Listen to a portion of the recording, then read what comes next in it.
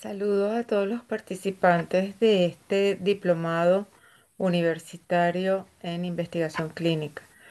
Para continuar con el programa, entonces tenemos un módulo dedicado a parte de lo que tiene que ver con el análisis de los datos.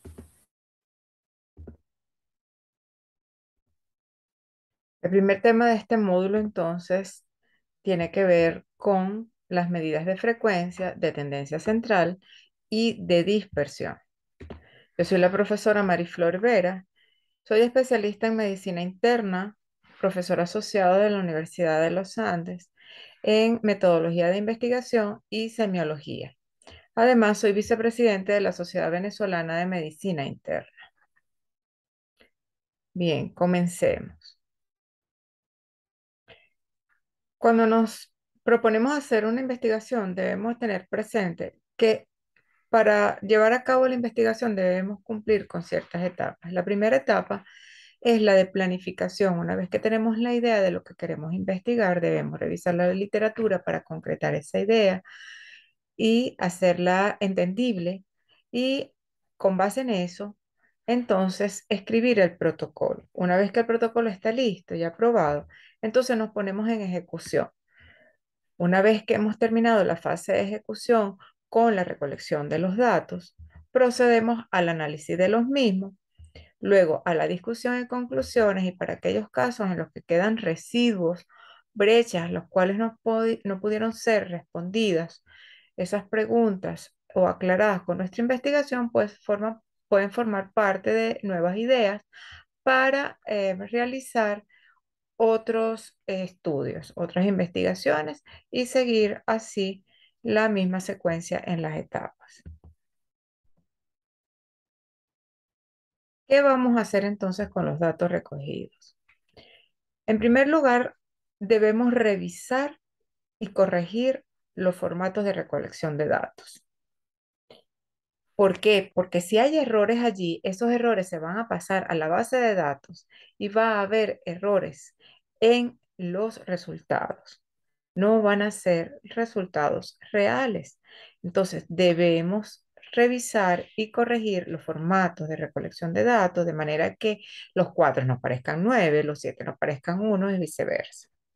Una vez que están corregidos estos formatos, entonces procedemos a seleccionar y ejecutar el programa con el cual vamos a analizar los datos.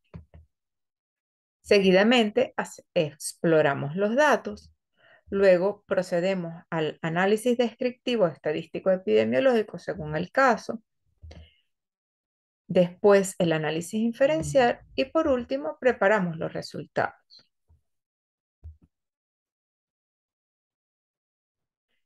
¿En qué consiste entonces este análisis de los datos? Tenemos análisis descriptivo y análisis inferencial. El análisis descriptivo comprende entonces distribuciones de frecuencia, medidas de tendencia central, medidas de dispersión, y el análisis inferencial tiene que ver con pruebas paramétricas o pruebas no paramétricas según si la distribución de los datos sigue un patrón como la curva normal y o no. Y posteriormente el análisis multivariado. El análisis descriptivo entonces con respecto a la distribución de frecuencia, a las medidas de tendencia central y a las medidas de dispersión. En cuanto a la distribución de frecuencia, entonces tenemos las frecuencias absolutas, las frecuencias relativas, como el porcentaje acumulado, los razones y las tasas. En cuanto a las medidas de tendencia central, tenemos la media aritmética o promedio, la mediana y la moda. Y en cuanto a las medidas de dispersión, tenemos el rango, la desviación estándar y la varianza. Un punto especial, vamos a dar unos tips al respecto del error estándar de la media. ¿Y cuál vamos a escoger? Bueno, eso va a depender del tipo de variable que nosotros estemos analizando. sean variables cualitativas, nominales u ordinales o variables cuantitativas discretas o continuas. ¿Qué vamos a hacer entonces? Si los datos provienen de variables cualitativas, esos son llamados datos cualitativos, y entonces con ellos vamos a contar el número de observaciones en cada categoría o valor o combinación de estas, y las podemos presentar como frecuencias absolutas, que son las unidades de observación que tienen en cada categoría y acepta solo números enteros, o como frecuencias relativas, y entonces aquí tenemos las proporciones. Se divide la frecuencia absoluta de una categoría entre el total de individuos identificados en la variable de estudio. Podemos observar que en el álgebra de las proporciones tenemos que el numerador está contenido en el denominador y se acostumbra a multiplicarlas por 100 para expresarlas como porcentaje o porcentaje acumulado. Las razones también las podemos calcular, son frecuencias relativas y se divide la totalidad de individuos que tienen una característica entre el grupo que tiene la otra característica. Y aquí vemos que el numerador no está contenido en el denominador. Posteriormente vamos a ver un ejemplo de esto. Y por supuesto, esto da pie para que nosotros podamos calcular tasas como la de natalidad, la de mortalidad, la tasa de incidencia y la de prevalencia, que son medidas de frecuencia de morbilidad en poblaciones o comunidades. Vamos a ver entonces estos ejemplos. Pongamos por caso una muestra de una población y queremos estudiarla en cuanto a una variable que es su composición en cuanto al sexo. Las categorías o valores posibles del sexo en este estudio son masculino, M, femenino, F. Tomamos la muestra en la primera parte como la hemos tomado, entonces se ven como datos desordenados, pero si la ordenamos, entonces toma esta forma. Y con estos datos podemos construir tablas de frecuencia en la que aparece entonces la variable, los valores o categorías de la variable, la frecuencia absoluta o el número que hay de personas en cada categoría, y calcular entonces y presentar los porcentajes o frecuencias relativas. Tenemos que podemos calcular una razón, por ejemplo, la razón de feminidad en este grupo. Se calcula colocando en el numerador el nombre de la razón, en este caso lo femenino, y en el denominador el otro grupo que son los masculinos. Entonces tendríamos un valor para la razón de feminidad de 1.5 y se interpreta como 1.5 femeninos por cada masculino. Según el programa que usted utilice, pues tendrá sus tablas que las puede editar. Estas son tablas que saca por defecto el SPSS, que es el programa que yo utilizo. Y podemos ver, bueno, que aparece el nombre aquí está la etiqueta, el nombre de la variable que le hemos colocado en la base de datos, las categorías posibles y la frecuencia de esas unidades de observación en cada una de las categorías y la frecuencia, el porcentaje válido. Podemos ver aquí, por ejemplo, esta que tiene tres categorías que se presenta el porcentaje acumulado. ¿Ok? Este porcentaje válido lo da por defecto porque él calcula el porcentaje también para los datos perdidos o para los que no contesta y la casilla se queda en blanco. Las tablas de frecuencia no solamente se pueden calcular para variables cualitativas, también se pueden presentar para variables cuantitativas. ¿Ok? Siempre que sean variables cuantitativas discretas, ¿ok? Sus valores son números enteros y sean pocas categorías posibles como valores. Eh, y vemos aquí entonces mucho más claro cómo se calcula el porcentaje acumulado. Y además vamos a ver la utilidad este se calcula entonces sumando al porcentaje inicial el porcentaje de la categoría siguiente. Y así vemos que 27,8 más 16,9 da 44,7. Y así sucesivamente hasta llegar al 100%. Fíjense ustedes aquí también que está la columna de porcentaje válido donde se han eliminado los valores perdidos. Fíjense esta pregunta. ¿Qué porcentaje de individuos tienen menos de 3 hijos? Para responder esta pregunta nos valemos de la columna de porcentaje acumulado. Entonces, menos de 3 hijos son 2, 1 y 0. Entonces nos podemos ubicar aquí, que es la que suma todas las frecuencias relativas anteriores. Entonces podemos responder que en esta pregunta el porcentaje de individuos que tienen menos de 3 hijos es 69,5. En cambio, en esta segunda pregunta dice, ¿qué porcentaje de individuos tiene entre 4 y 6 hijos?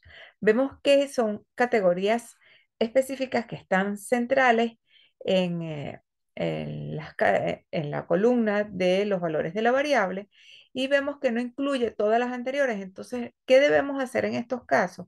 Ubicarnos en la columna de porcentaje válido y sumar cada uno de los valores que corresponde a cada categoría por separado. ¿Ok? La sumatoria de estos valores, entonces tenemos la respuesta y es 13,6. Los datos los podemos presentar en sus resultados como tablas, pero también los podemos presentar en gráficos. Debemos escoger cuál es el que mejor se adapta o mejor representa los datos o los resultados que nosotros queremos mostrar. Para las variables cualitativas tenemos el diagrama de barras, ¿ok? La altura de cada barra corresponde o es proporcional a la frecuencia y se puede utilizar frecuencias absolutas o relativas. Aquí vemos que se utilizó para este gráfico frecuencias absolutas y también se pueden aplicar a variables numéricas, a cuantitativas discretas. ¿Ok? Pero en estas variables cualitativas también se pueden utilizar los diagramas de sectores, esos que llaman de torta, ¿ok? Cada área de cada sector es proporcional a la frecuencia y también se pueden utilizar frecuencias absolutas o relativas y no están indicados para ser utilizados en la presentación de resultados de variables ordinales. Según el contexto en el cual el investigador quiera presentar sus resultados, pues puede utilizar también pictogramas.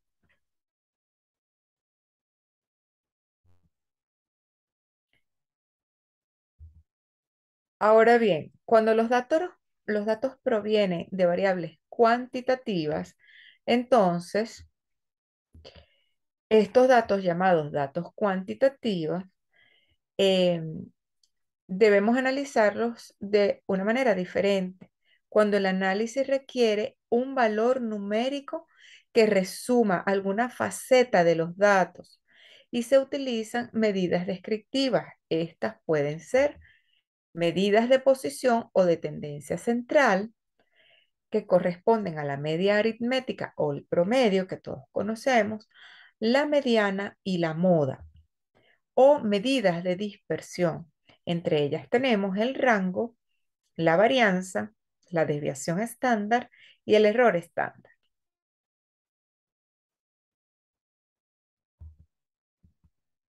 Veamos entonces lo que corresponde a las medidas de posición o de tendencia central. Entre estas vamos a ver la media aritmética o promedio, la mediana y la moda. Pongamos por caso entonces estos resultados que corresponden a 40 individuos que presentaron el examen final de la materia metodología que yo imparto en pregrado y en posgrado en la Universidad de los Andes en la Facultad de Medicina. Tenemos la fórmula y consiste en sumar todos los valores o las notas correspondientes de cada uno de estos individuos, ¿verdad? La sumatoria da 593 y la dividimos entre el número de datos que tenemos. Todos nosotros hemos calculado el promedio de notas que tenemos en la carrera, ¿ok? En nuestras materias. El promedio de estas notas en ese examen fue 14,82. También podemos determinar cuál es la moda. La moda es lo que más se repite, lo que está de moda, lo más frecuente. Entonces, aquí cuesta un poco porque están desordenados los datos, pero ya lo revisé con calma y encontré que la moda es 17,50, que es el que más se repite, y podemos contar que al menos en esta columna está una vez, dos, tres, cuatro, cinco, seis, siete, ocho veces. Es el valor que más se repite en ese conjunto de datos.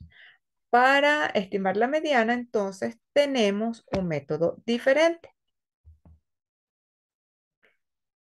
Y para ello le quité un dato a este conjunto de valores, ¿ok? Entonces en vez de 40 tenemos 39. Cuando tenemos un conjunto de datos que es impar, tenemos 39 datos, procedemos a ordenar primero los datos. Y aquí tenemos de menor a mayor. El menor es 7,5 y el mayor es 18.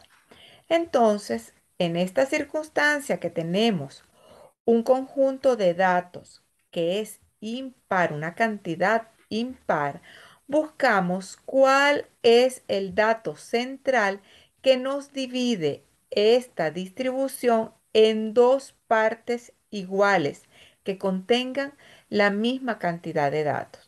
Entonces, nos ubicamos cuál es el valor central.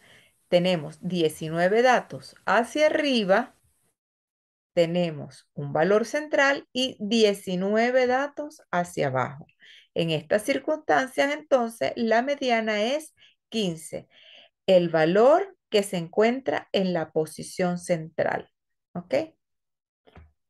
Pero es posible que usted tenga, como yo, un conjunto de datos que es par. Yo tengo 40 notas aquí. Y si buscamos cuál es el valor central que me divide la distribución en dos partes iguales en cuanto a cantidad de datos, entonces yo tengo una mitad superior que tiene 20 datos y una mitad inferior que tiene 20 datos y que lo que tengo en el medio es una línea. Entonces, en estas circunstancias, cuando la cantidad de datos en el conjunto es par, ubicamos los dos datos centrales. Casualmente es 15 y 15, pero pueden ser, qué sé yo, 18 y 15, 20 y 30, los que sean. Lo que debemos hacer es sumarlos y dividirlos entre dos, es decir, estimar o calcular un promedio, una media de los dos datos centrales y con eso obtenemos la mediana. Aquí casualmente son 15 los dos datos, sumados es 30, entre 2 es 15. Entonces la mediana en en este conjunto de datos es 15. Veamos entonces lo concerniente a ventajas y desventajas de este tipo de análisis descriptivo como medida de tendencia central. En cuanto a la media, entonces podemos decir que entre las ventajas es que su cálculo es muy sencillo y en él intervienen todos los datos. Su valor es único para una serie de datos dada. Se usa con frecuencia para comparar poblaciones, aunque es más apropiado acompañarla de una medida de dispersión. Y se interpreta como un punto de equilibrio o centro de masas del conjunto de datos, ya que tiene la propiedad de equilibrar las desviaciones de los datos respecto de su propio valor. Pero tiene algunos inconvenientes. Es una medida cuyo significado se afecta sobremanera con la dispersión, de modo que cuanto menos homogéneos sean los datos, menos información nos proporciona la media al respecto del conjunto. En el cálculo de la media, no todos los valores contribuyen de la misma manera. Los valores altos tienen más peso que los valores más cercanos a cero. Y por otro lado, también tenemos que decir que la media se ve muy afectada por valores extremos.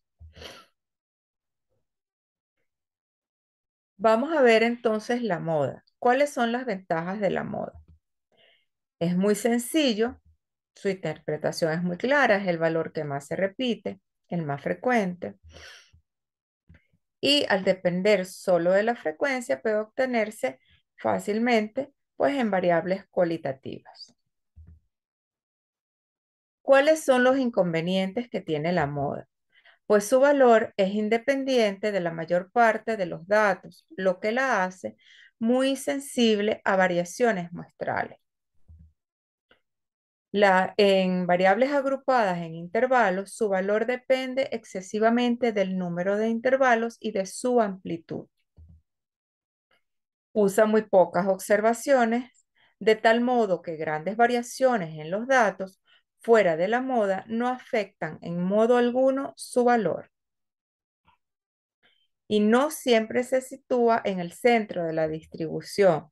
Puede haber más de una moda en el caso en que dos o más valores de la variable presenten la misma frecuencia. En ese caso se llaman distribuciones bimodales y si tienen varias modas, pues serán multimodales. Veamos entonces lo que tiene que ver con la mediana. ¿Cuáles son las ventajas? Es menos sensible que la media a oscilaciones de los valores de la variable. Puede calcularse para datos agrupados en intervalos, incluso cuando alguno de ellos no está acotado. Y no se ve afectada por la dispersión. Es más representativa que la media aritmética cuando la población es bastante heterogénea. ¿Cuáles son los inconvenientes? En el caso de datos agrupados en intervalos, su valor varía en función de la amplitud de estos y no se presta para cálculos algebraicos tan bien como lo hace la media aritmética. Entonces, en este cuadro pueden observar las ventajas y desventajas con respecto a estas tres medidas de posición: la moda, la media y la mediana. ¿Cuáles son las ventajas entonces de la moda? Es útil cuando hay grupos con diferentes valores. La desventaja es que quizás no existe en algunos datos y que puede estar lejos de los datos centrales. ¿Cuál es la fórmula? Pues el valor que más se repite. En cuanto a la media, es fácil de calcular, es más estable con un número grande de observaciones. Y la desventaja es que es muy sensible a valores muy altos o muy bajos. Su fórmula es que la media es igual al total de la suma de cada uno de los datos del conjunto dividido entre el total o el número de observaciones o datos. La mediana pues tiene sus ventajas, no es sensible a valores extremos. Por ejemplo, en el conjunto de datos que les mostré, había un valor extremo que era 7.5 y es fácil de interpretar. Las desventajas es que se deben ordenar los datos para el cálculo y los valores extremos son importantes. En la fórmula es que se ponen todos los valores en orden y el valor que se encuentra en la mitad de esa distribución es la mediana.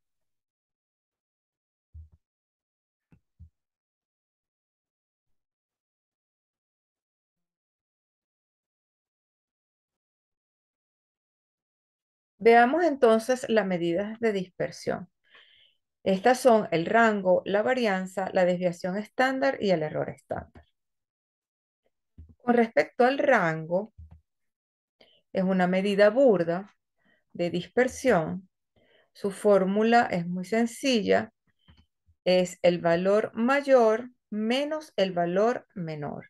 Si vemos este conjunto de datos, entonces buscamos cuál es el valor menor y cuál es el valor mayor. Lo sustituimos en la fórmula y tenemos entonces que el rango es 18 como valor mayor menos 7,5 como valor menor y eso nos da 10,5.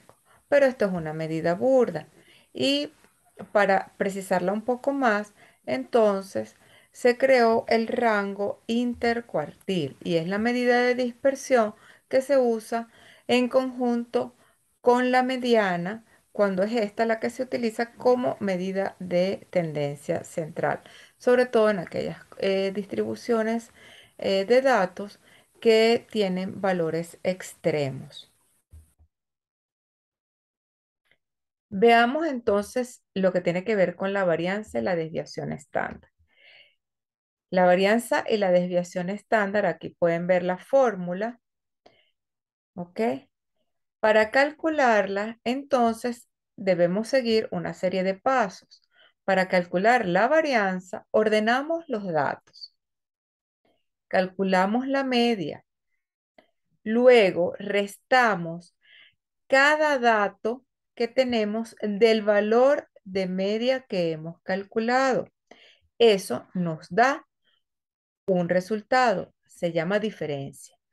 A cada una de esas diferencias que hemos obtenido de esa resta, la vamos a elevar al cuadrado.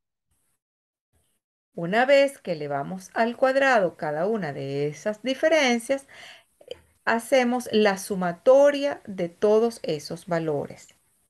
Y una vez que tenemos esa sumatoria, se divide entre el número total de datos.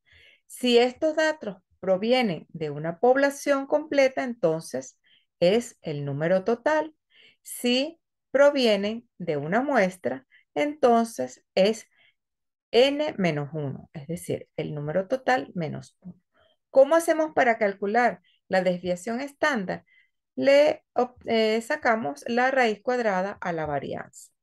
¿Cuáles son los inconvenientes que tiene la varianza? Que no lo vemos en la desviación estándar, que nos da en general un dato que es el cuadrado de los datos de los valores que hemos obtenido. Entonces eso como que no se entiende muy bien. Eh, en cambio, la desviación estándar, siendo el cuadrado, la raíz cuadrada de la varianza, sí la podemos entender en las mismas medidas en las que obtenemos los datos. Estas son las fórmulas con su símbolo, la media, mu, sigma y sigma cuadrado para cuando se calcula en una población completa y los símbolos cuando x barra, s y s cuadrado cuando se calculan en una muestra. El resultado obtenido cuando se calcula para toda la población se llama parámetro y cuando se calcula para una muestra se llama estadístico.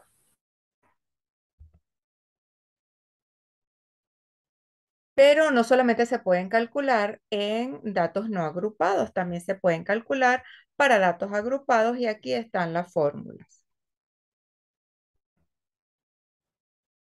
Aquí lo vemos, aquí tenemos los datos como fueron recogidos, no agrupados, y podemos calcular la media. Tenemos el valor máximo, 73 años, el valor mínimo, 10 años. Calculamos el rango, que es el valor máximo menos el valor mínimo, son 63. Buscamos los intervalos con el conjunto o el número total de datos. La n es 50, aquí tenemos 50 datos. Entonces, ¿cómo podemos obtener los intervalos? De dos maneras, sacando la raíz del número total de datos o 1 más 3,332 del logaritmo de n. Lo hicimos con la raíz cuadrada del número total de datos y eso nos dio 7. Vamos a calcular la amplitud de los intervalos y eso lo hacemos con el resultado del rango dividido por el resultado del cálculo de los intervalos y eso nos da 9. Y así podemos em, establecer los intervalos que vamos a construir para ordenar y agrupar estos datos concernientes a edad. Entonces tenemos de 10 a 19, de 19 a 28, de 28 a 37 y así sucesivamente hasta 73. Buscamos la marca de clase, que es el punto medio en cada uno de los intervalos, y tenemos la frecuencia absoluta en cada uno de ellos. La frecuencia absoluta acumulada, la frecuencia relativa en porcentajes, ¿ok? La frecuencia relativa acumulada, y entonces lo que tenemos que hacer es multiplicar la marca de clase por la frecuencia absoluta en cada uno de los intervalos. Hacemos la sumatoria y la dividimos entre el total de los datos. Y aquí obtenemos un promedio para estos datos de forma agrupada de 40,78 años. Este es un tip que les traigo que se trata de la regla empírica para distribuciones normales, es decir, para aquellos conjuntos de datos que se distribuyen como la curva normal.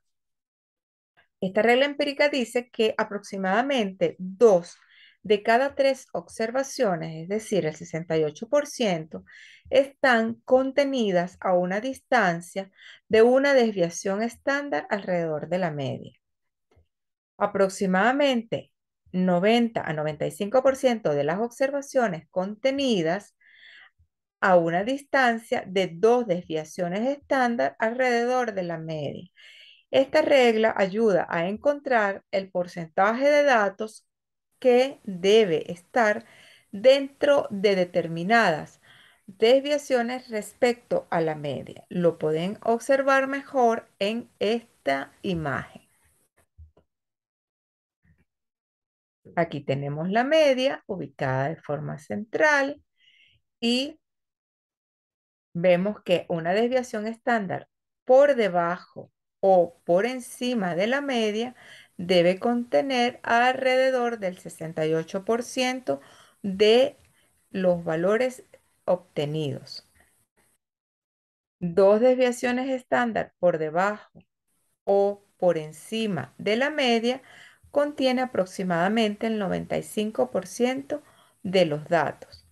Y 3 desviaciones estándar por debajo o por encima de la media contienen aproximadamente el 99% de los datos.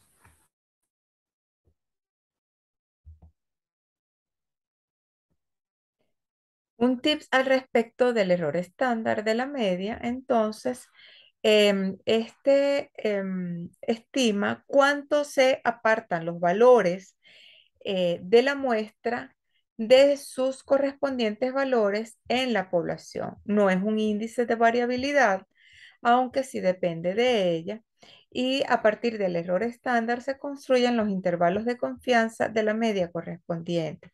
Y nos dice cuánto es el error que cometimos al estimar el promedio o la media poblacional a partir de la media muestral que hemos calculado.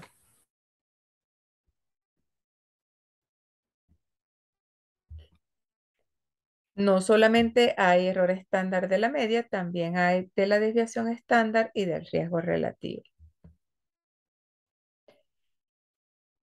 Los resultados del análisis de datos para variables numéricas o cuantitativas no solamente se pueden presentar con los estadísticos descriptivos, también se pueden presentar con tablas como lo vimos, para variables discretas con pocos valores posibles, o con gráficos. Y estos son diferentes según se trate de variables discretas o de variables continuas.